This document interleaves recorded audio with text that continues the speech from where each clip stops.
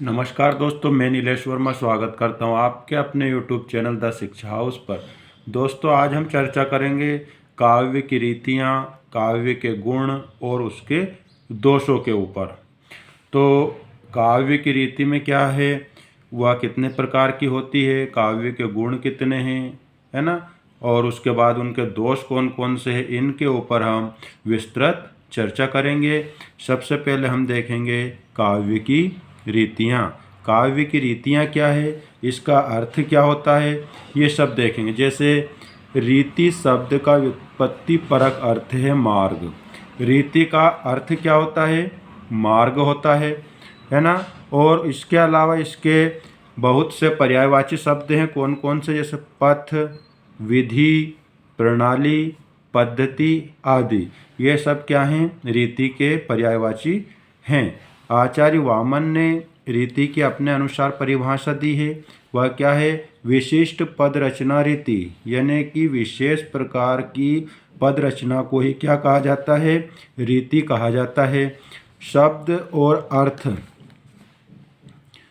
और अर्थगत चमत्कार से युक्त विशेष पद रचना को रीति कहते हैं। यानी कि क्या हो, उसका शब्द और अर्थ दोनों में चमत्कार होना चाहिए, उसी को क्या कहा गया है, रीति कहा गया है।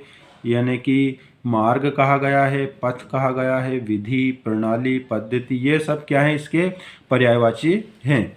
रीति संप्रदाय जो है आपका, को गुण संप्रदाय भी कहा जाता है। यानी जो रीति संप्रदाय है उसको क्या कहा जाता है, गुण संप्रदाय भी कहा जाता है। जो वामन ने गुण हैं, वामन ने गुणों को दो वर्गों में बांटा है। आचार्य वामन ने गुणों को कितने वर्गों में बांटा है, दो वर्गों में बांटा है। एक है आपका शब्द गुण और एक है अर्थ गुण।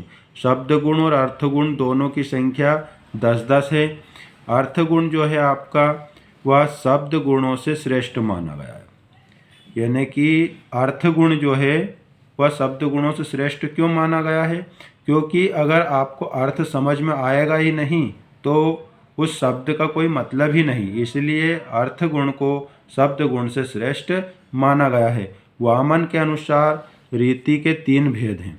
कौन कौन से, वैदर्भी रीति, गोंडी रीति और पांचाली रीति। अब जो आपका वैदर्भी रीति है आपका, इसमें सभी गुण विद्यमान होते हैं। जो वैदर्भी रीति है आपकी, इसमें क्या होता है, सभी प्रकार के गुण, यानी ओज गुण, माधुर्य गुण और प्रसाद गुण सभी विद्यमान रहते हैं। इसलिए इस रीति को क्या माना गया है, सर्वश्रेष्ठ माना गया है। जो आपकी गोंडी रीति होती है उसमें ओज और कांति गुणों का ही समावेश किया गया है। और आपकी जो पांचाली रीति है इसमें माधुर्य और सुकुमारी गुणों का समावेश किया गया है। तो इस तरह से हमने इनकी पहचान देखी कि वैदर्भी रीति जो होती है इसमें सभी गुण विद्यमान होते हैं। गोंडी रीति में ओज और कांति गुण समावेश होते हैं। और जो पांचाली रीति होती है इसमें माधुर्य और सुकुमारी गुण का समावेश होता है। कुछ और विद्वानों ने अपने अपने हिसाब से इसको समझाया है। जैसे आनंदवर्धन ने रीति को संघटना का नाम दिया है। संघटना मतलब क्या होता है, सम्यक घटना, यानी कि जो कोई घटना होती है वह एक दूसरे के साथ चलती है, उसे सम्यक घटना या समान घटना का नाम दिया है। आचार्य कुंतक ने रीति के लिए मार्ग शब्द का प्रयोग किया है। पूछ लिया जाता है कि मार्ग शब्द का प्रयोग रीति के लिए किसने किया है, तो आचार्य कुंतक ने। और इन्होंने इसके 3 भेद बताए हैं। कौन कौन से, एक तो होता है आपका सुकुमार, विचित्र और मध्य मार्ग। नेक्स्ट है हमारा, राजशेखर ने वचन विन्यास के क्रम को रीति कहा है। यहाँ वचन का मतलब ये नहीं कि एक वचन बहुवचन। वचन का आश्रय जो होता है आपका शब्द अथवा पद से है, तथा विन्यास का क्रम का अर्थ है रचना से, है ना। यानी कि ये मत समझना कि वचन में एक वचन द्विवचन आ जाएगा या बहुवचन आ जाएगा, वो नहीं। यहाँ है शब्द से मतलब होता है। और जो आपका विन्यास है उसका मतलब होता है अर्थ। मम्मट ने रीति को क्या कहा है, वृत्ति कहा है। मम्मट ने रीति को क्या कहा, वृत्ति कहा है। और 3 प्रकार की वृत्तियों का उल्लेख किया है। कौन कौन सी? उपनागरिक वृत्ति, पुरुषावृत्ति और कोमला वृत्ति। पुरुषा का मतलब क्या है? कठोर वृत्ति। और कोमला वृत्ति मतलब कोमल वृत्ति। नियत वर्ण व्यापार को कहा जाता है। वृत्ति जो होती है उस क्या क्या कहा जाता है? वृत्ति को नियत वर्ण व्यापार कहा जाता है। अग्नि पुराण में 4 प्रकार की रीतियाँ मानी गई है। अग्नि पुराणकर ने 4 प्रकार की रीतियाँ मानी है। कौन कौन सी? वैदर्भी, गोंडी, पांचाली और लाटी। हेमचंद के अनुसार गुणों से काव्य का उत्कर्ष होता है, यानी कि जो आपके गुण हैं, कौन कौन से? ओज गुण, माधुर्य गुण और प्रसाद गुण, इन्हीं से काव्य का उत्कर्ष होता है। यह किसने कहा है? हेमचंद ने कहा है। जबकि दोषों से शब्दार्थ का अपकर्ष होता है। और दोषों से क्या होगा? शब्दार्थ का अपकर्ष होगा, यानी कि क्या होगा? उसमें कमी आएगी, यानी कि उसको एक क्या बोल सकते हैं अपन कि एक तो होता है उत्कर्ष और एक होता है अपकर्ष, यानी कि उसकी महिमा गिरती है अपकर्ष में, और उत्कर्ष में क्या होता है? महिमा बढ़ती है। आचार्य दंडी ने क्या कहा है? इन्होंने गुणों को ही रीति का आधारभूत तत्व स्वीकार किया है। सब ने अलग अलग विद्वानों ने अलग अलग हिसाब से रीति की परिभाषा दी है। आचार्य दंडी ने क्या कहा है कि जो गुण हैं उन्हीं को ही रीति का आधारभूत तत्व माना है। दंडी है उन्होंने काव्य में 10 गुणों का उल्लेख किया है। कौन कौन से हैं वो?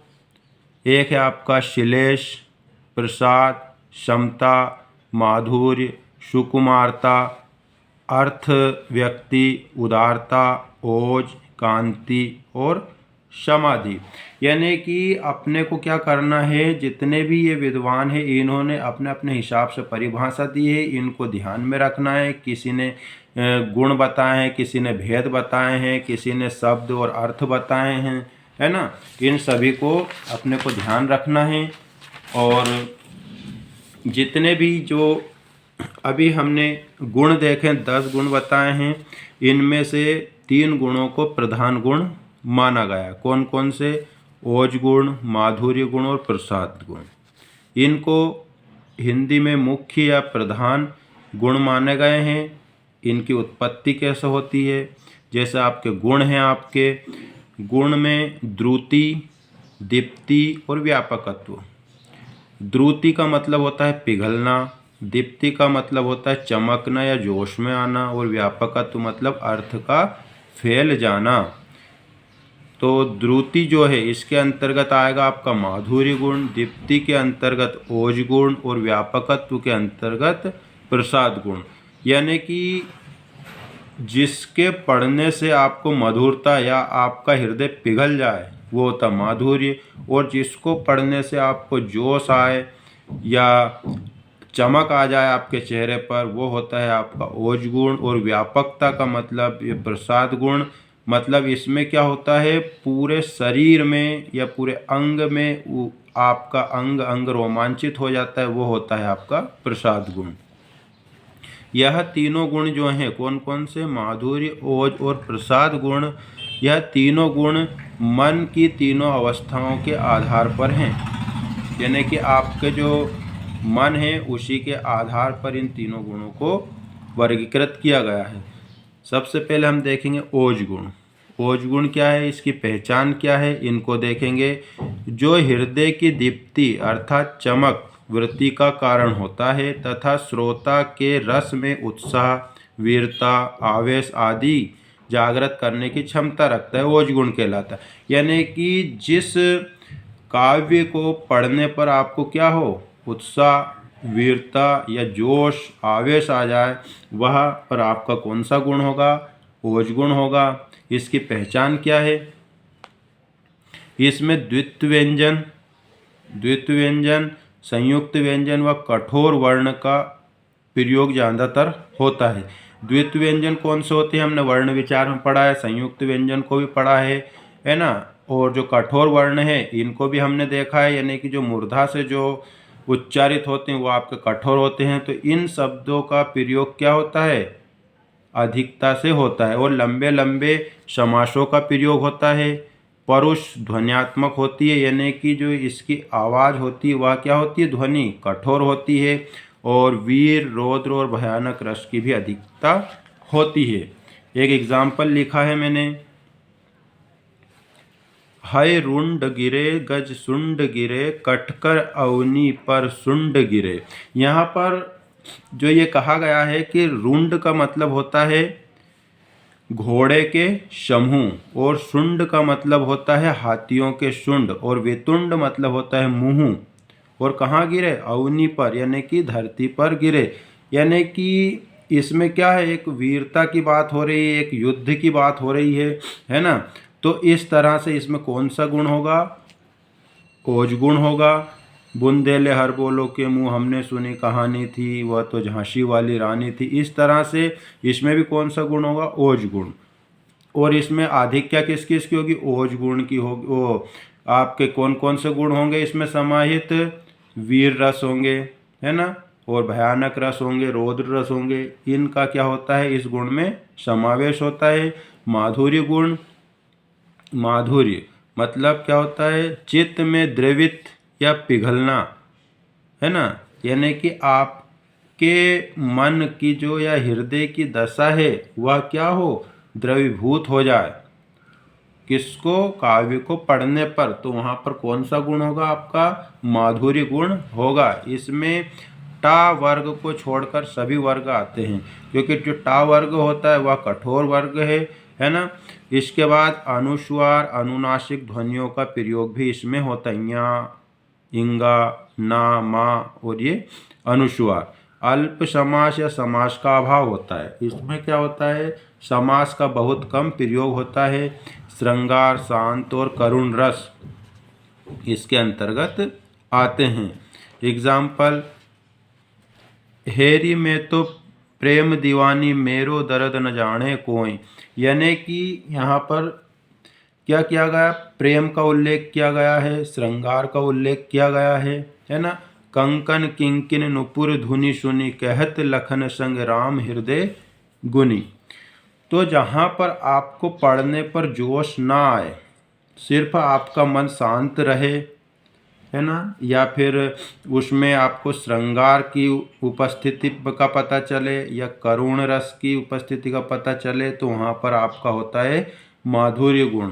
प्रसाद गुण, इसमें भी सभी रस आते हैं। प्रसाद का मतलब होता है प्रसन्नता। प्रसाद का मतलब क्या होता है, प्रसन्नता। इसका संबंध चित्त की निर्मलता व व्यापकता से, यानी कि इसका संबंध होता है मन की निर्मलता और व्यापकता से होता है। इसका अर्थ जो होता है आसानी से समझ में आ जाता है। गुरु गोविंद दोऊ खड़े, काके लागू पाए, बलिहारी गुरु आपने गोविंद दियो बताए। यह प्रसंग किसने लिखा है, कबीरदास जी ने लिखा हुआ है। इस तरह से हमारे ओज गुण, माधुर्य गुण और प्रसाद गुण समाप्त होते हैं। इसमें एक बार और बता देता हूँ, जो आपका ओज गुण होता है, इसमें जो आपके कठोर वर्ण हैं इनकी आवृत्ति होती है ना। लंबे लंबे समासों का प्रयोग होता है। वीर रस, रौद्र रस इनकी अधिकता होती है। माधुर्य गुण जो होता है, इसमें टा वर्ग या कठोर वर्ग को छोड़कर अनुनासिक या अनुस्वार का प्रयोग होता है। समासों का प्रयोग बहुत कम होता है। श्रृंगार, शांत और करुण रस का प्रयोग होता है। प्रसाद गुण जो होता है यह मन की निर्मलता से संबंधित है, और जो यह है आपको आसानी से समझ में आ जाता है। इसके बाद हम देखेंगे काव्य के दोष। हमने काव्य के गुण देखे, काव्य की रीति देखी। अब काव्य के दोष, यानी कि काव्य के कौन कौन से दोष होते हैं। यानी कि काव्य स्वाद में बाधक, उद्वेगजनक तत्व काव्य दोष कहलाते हैं। यानी कि यहाँ कहने का मतलब ये है कि जिस काव्य को पढ़ने में और समझने में जिन तत्वों या काव्य दोषों की उपस्थिति होती है उन्हें काव्य दोष कहा जाता है। यानी कि अगर वह मौजूद रहेंगे तो हम काव्य जो है आपका उसको समझने में बड़ी कठिनाई होगी। हम देखेंगे कौन कौन से काव्य दोष हैं और उनके ऊपर भी चर्चा करेंगे। आचार्य विश्वनाथ के अनुसार रस के अपकर्षक दोष कहलाते हैं, है ना। यानी कि रस के अपकर्षक दोष कहलाने का मतलब ये है कि अगर काव्य में अगर दोष है तो वह क्या होगा, वह अपकर्ष होगा, उत्कृष्ट नहीं होगा या उत्कर्ष नहीं होगा। काव्य दोषों से काव्य का माधुर्य एवं सौंदर्य नष्ट हो जाता है। यानी कि अगर दोष उपस्थित है काव्य में तो उसकी मधुरता और उसका जो सौंदर्य है, सुकुमारी है, वह नष्ट हो जाता है और काव्यानंद में व्याघात पड़ता है। इसलिए दोषहीन काव्य को उत्तम काव्य माना गया है। यानी कि जिसमें व्याघात उत्पन्न ना हो, है ना, जिसका माधुर्य और सौंदर्य नष्ट ना हो, उनको क्या माना गया, उत्तम काव्य माना गया है। और उत्तम काव्य तभी बनेगा जब वह दोष रहित होगा। काव्य दोष 3 प्रकार के होते हैं। कितने प्रकार के होते हैं काव्य दोष? 3 प्रकार के, शब्द दोष, अर्थ दोष और रस दोष। शब्द दोष जो होते हैं इनमें क्या होता है, शब्द का जो होता है सही क्रम नहीं होता है, अर्थ जिसमें कि अर्थ स्पष्ट ना हो, और रस जिसमें क्या हो, जैसे श्रृंगार रस है वहाँ पर वीर रस का प्रयोग कर दिया गया है ना, और कहीं और उसके बाद में जैसे वीर रस है वहाँ श्रृंगार रस का प्रयोग कर दिया गया, तो इसे बोला जाता है रस दोष। इनको एक एक कर देखते हैं कौन कौन से हैं ये। एक होता है आपका श्रुति कटुत्व दोष। श्रुति कटुत्व दोष का मतलब क्या होता है आपका, श्रुति मतलब होता है सुनना, यानी कि जो सुनने में अप्रिय लगे, यानी कि जो अच्छा ना लगे, उसे बोला जाता है श्रुति कटुत्व दोष। उसके बाद है च्युत संस्कृति दोष। इसमें क्या होता है, इसमें व्याकरण से संबंधित दोष होते हैं, यानी कि यह व्याकरण के क्या होता है, प्रतिकूल होता है। अश्लील तत्व दोष, यानी कि इसमें क्या होता है, जो अपमानजनक जो शब्द होते हैं उनका प्रयोग होता है। ग्राम्यत्व दोष, इसमें क्या होता है, जैसे ग्रामीण शब्दों का प्रयोग जहाँ पर किया जाता है वहाँ ग्राम्यत्व दोष होता है। अप्रतीत्व दोष, अप्रतीत्व दोष का मतलब होता है कि काव्य में अगर लोक व्यवहार में ना प्रयुक्त होने वाले शब्द, यानी कि आपको लोक व्यवहार में जो शब्द प्रयुक्त होते हैं उसका प्रयोग करना भी अनिवार्य है। अगर लोक व्यवहार में प्रयुक्त शब्द का आप प्रयोग नहीं करोगे तो लोगों को समझ में नहीं आएगा। क्लिष्टत्व दोष, क्लिष्टत्व दोष का मतलब होता है जहाँ पर क्या हो, कठोर शब्दों का प्रयोग हो, वहाँ पर क्लिष्ट दोष होता है ना।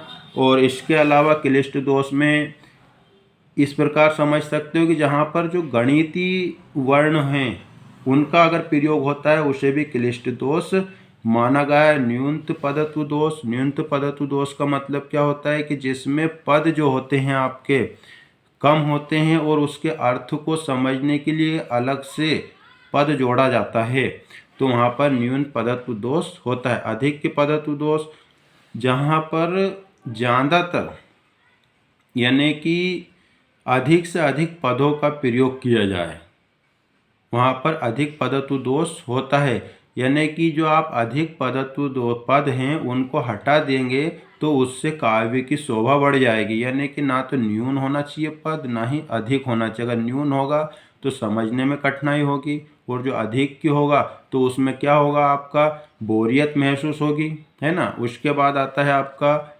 आक्रमत्व दोष। आक्रमत्व दोष क्या होता है, यानी कि इसमें जो काव्य के जो शब्द हैं, वाक्य है, उनका क्रम जो होता है वह सही तरीके से नहीं होता है। उसके बाद आता है दुष्क्रमत्व दोष। दुष्क्रमत्व दोष क्या होता है आपका, इसमें ये मान लीजिए कि जैसे कि जहाँ पर शास्त्र अथवा लोक के विरुद्ध क्रम हो, दुष्क्रमत्व, इसमें क्या होता है, या तो शास्त्र होगा या लोक के विरुद्ध क्रम होगा, उसमें कौन सा क्रम आएगा, दुष्क्रमत्व दोष। पुनरुक्ति दोष, जहाँ किसी शब्द से किसी अर्थ की प्रतीति होने पर भी उसी अर्थ वाले शब्द को बार बार दोहराना, यानी कि जिसको आपने एक बार जिस शब्द का प्रयोग कर लिया है और उसका अर्थ समझ में आने के बाद भी पुनः बार बार आप उसी का प्रयोग करते हो तो वहाँ पुनरुक्ति दोष होता है। अब रस संबंधी दोष क्या होता है? इसमें क्या होता है कि जैसे कोई भी काव्य है आपका और उसमें मान लो श्रृंगार वाला काव्य है और उसमें आपने क्या कर दिया, वीर रस, है ना, या आप जो आपका जो बोलते हैं अद्भुत रस, इस तरह का जो समावेश कर दोगे तो वहाँ पर क्या हो जाएगा, रस संबंधी दोष हो जाएगा। यानी कि जो काव्य जिस रस का है उसका उसी रस में प्रयोग होना चाहिए, ना कि किसी दूसरे में। तो इस तरह से जो है आपका काव्य की रीति, काव्य के गुण और काव्य के दोष समाप्त होते हैं। उम्मीद है आपको समझ में आया होगा।